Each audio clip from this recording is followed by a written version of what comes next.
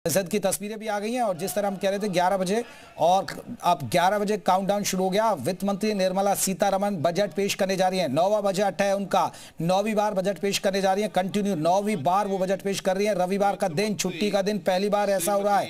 आपको बता दें कि पहली बार ऐसा हो रहा है जब छुट्टी वाला दिन बजट आ रहा है। सुन लीजिए, अब बजट शुरू हो रहा है। Item number one.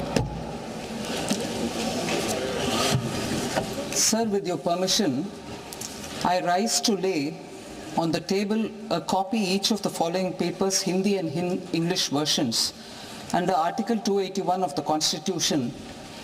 Report for 2026 to 2031, Volume 1, Main Report of the 16th Finance Commission. 2. Report annexures of the 16th Finance Commission.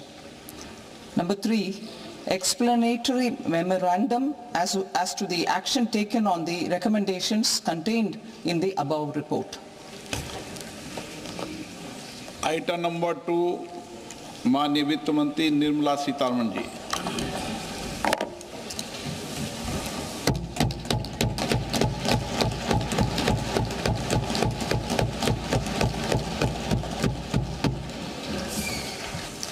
Honorable Speaker, sir, on the sacred occasion of Magh Purnima and the birth anniversary of Guru Ravidas, I present the budget for the year 2026-2027.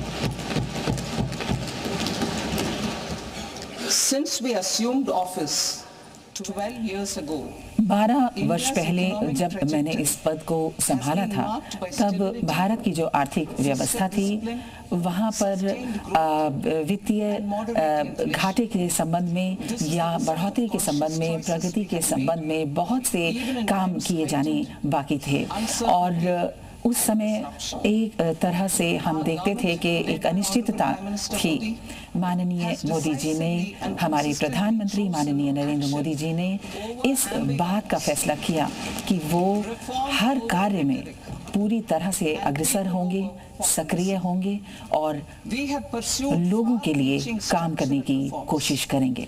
हमने ढांचागत विकास के सुधार किए हैं, जिसमें वित्तीय सुदृढ़ता को हम लाए हैं और इसके अलावा सार्वजनिक निवेश में भी पूरी काम करने की कोशिश की है।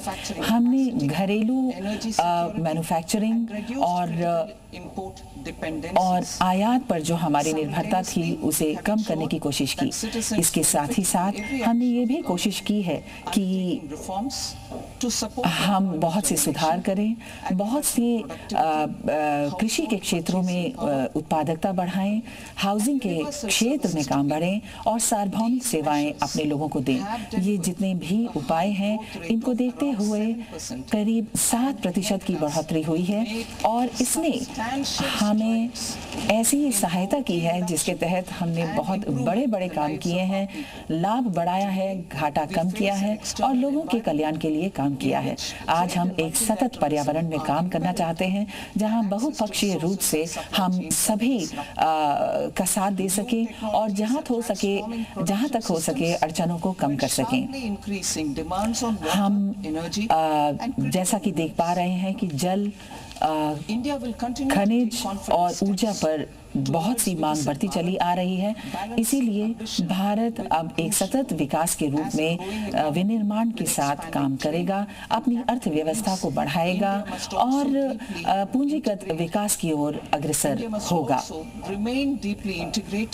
भारत को अखंडित होना बहुत ज़रूरी है और खासकर विश्व बाजार के क्षेत्र में, ग्लोबल बाजार के क्षेत्र में हमें पूरी तरह से एकीकृत रहना चाहिए। भाग क यानी पार्ट ए के रूप में मैं बताना चाहूँगी कि सबसे पहले हम लोगों का धन्यवाद देना चाहेंगे जो हमारे साथ पूरी तरह से खड़े रहे और उन्होंने हमें विश्व की एक सबसे बड़ी अर्थव्यवस्था के रूप में उभरने का मौका दिया। हमारा मुख्य जो प्रयोजन है वो सभी की क्षमताओं को कार्य निष्पादन में बदलना है और इसी तरह से प्रत्येक किसान के लिए, अनुसूचित जाति के लोगों के लिए, अनुसूचित जनजाति के लोगों के लिए, युवा के लिए, महिलाओं के लिए और गरीब लोगों के लिए, उनके उत्थान के लिए काम करना हमारा परम कर्तव्य है। 2026 में और 2025-26 में बहुत से नवाचार